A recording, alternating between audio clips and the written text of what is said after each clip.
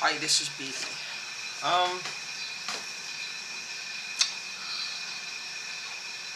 Wanted to make a video today about how these people, what they do. One of the things that really irritate me about them is this feeling of entitlement they seem to have, and I'm not just talking about the voice or hacking people, stalking people, whatever. Having random cops show up. It's like I don't think the cop was a part of it. I do believe the cop might have been summoned for some reason. The cop was looking for one of those pinging phones again. This one wasn't nice enough to tell me. I'm sure that was same thing happened back in California. So, with that being said, it's like this feeling of entitlement they have. Now, let's just say these people some of them are pedophiles. Some of them are rapists. Some of them are, well, they're bad people. What they have are they're called urges. Deviant urges. I call them urges. Call me minimizing it, I really don't care. I'm grossly overweight. The only thing that's standing between me and a slimmer body is me. An urge to eat. It's called gluttony. Now, with that being said, they have urges. Now, a bottle of hot water is not going to be poured on them if the urge is not satisfied. Nobody is going to push them off a cliff if that urge is not satisfied. Nobody's going to poke them in the eye with a red hot poker if the urge is not satisfied. All I'm saying, they have urges. Now, how many times have I wanted to just... It's a good thing that the person isn't close, because I probably would be in prison for a murder charge hanging over me. With a murder charge hanging over me. And, of course, there's an input. I would be in a prison that they control. So you hear that, y'all? Listen carefully now. If there's some changes, make sure the prisons around you that you know who owns it. Watch them carefully. Now, these are people with nice families. They will usually come under the guise of having a nice family. The ones that you don't suspect. I really don't care. This is what's going to make them hate you. So I'm just saying, watch them. If there are some changes that entails like a tremendous lot of money coming for, people, and things change. Because somehow I think the government is sleepwalking and there's something behind it. You hear a bit of things, some things on the news, yes, but there's more to it than that. There's a whole seedy side of life happening here and nobody's doing anything about it. They're not even acknowledging it as being a problem, which is problematic in itself. You're not even on the field. Not even anywhere near the field, so you can't be a part of the game. You can't get your point across. You can't get the help you need. You're not part of the rat race. But the thing is, getting back to my point, is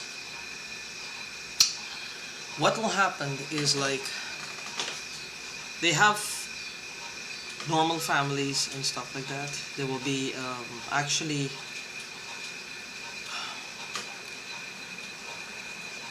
will seem normal, but then things will start to happen. Now, this doesn't mean you go suspecting everybody. Many of us know who the perpetrators are, who our perpetrators are. Like, if you live in a small town, it's not the whole town. Not every car that passes you. Not everyone that looks at you sideways. Not everyone that gets angry with you. Not if you see a car here, then you go to the other store and you see the car there again. Doesn't mean that person is... If you see it consistently so and they're looking in your direction from like across a parking lot, which did happen to me in California, I would have to say that's different. So I don't know. But anyway, getting back to the point is the entitlement. This sense of being entitled to these wicked desires, these desires of hurting people. And I mean, these desires are not like me going to the fridge and gorging on fat filled with cheese, or going to a bar. Well, I don't drink, but I'm just saying an alcoholic would, go get to the bottom of a bottle. The only person, well, himself, and his family, if he has a family that needs him and loves him and needs him there. Or a drug addict, they're doing it to themselves. Or these vices. I should say devices. These vices, and they're the only way they're satisfied. These desires, vices, appetites. It involves somebody else, and usually somebody unsuspecting.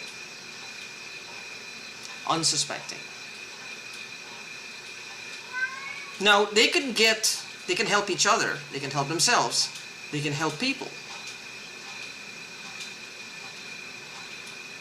What happened here? What happened here? Why is it that their desires supersedes our bodies and our minds and our families and our kids? Why is it like this? Why is this like the way it is? Is something off with my thinking, or with the just the way how things are going? I don't know. But however, it's just a thought I had. It's this sense of entitlement. I'm guessing whenever they're in this thing, whatever it is, and I think that they get empaths, and they utilize our energy. How are they able to harness this energy? I don't understand. How are they able to harness it? I mean, okay, let's say this is all a hoax, and there's a few people like me who still have our thinking where we can see a bigger picture, maybe a little differently from the crowd. We can think a little differently, and the whole thing, this whole angel thing, empath thing, is a big hoax, right? I'm just saying. Who thought this up? Was it from all the books that the people like me read, all the movies we might have seen, all those TV shows, and they just cram them all into one and thought, oh, well, this looks good, I'll take that. This looks good, I'll take that, and came up with their own insane formula to come up with a big hoax? But something is off here, because whatever they're doing can, I think these frequencies can affect your body. They can affect your body.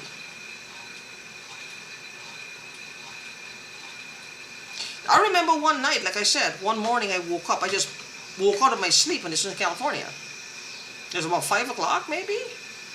When I sat up in bed, and I felt so energetic. It was the best feeling in the world. And I was like, now, I'm embarrassed to say this, because it was it was just, I felt I had a bond with someone at that point, right? And I thought she was using a lot of drugs, and I was concerned for her because I had a thing for her.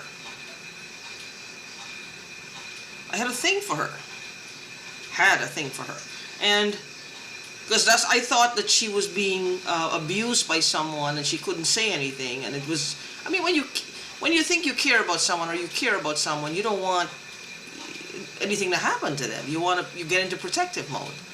Even if you're not invited, which I wasn't. But I'm just saying, I'm the first one to say that. I wasn't invited. But I woke out of my sleep, and I thought, the first thing was, did she overdose? And maybe they gave her Narcan or something, and the bond is so strong that I woke up out of my sleep.